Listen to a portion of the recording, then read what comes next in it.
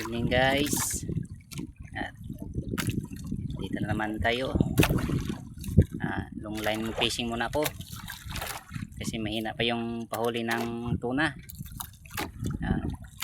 Tsaga-tsaga muna dito sa tabi lang. At meron na naman tayong blessing. Yan guys, yung huli ko. Puro mga good size. Yan guys, oh.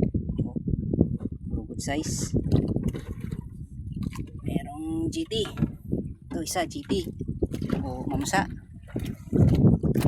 Yan guys, oh. At saka ito isa tribali din. O batlon. At saka mga dugso. Guys, oh. Mga 20 kilos din siguro to.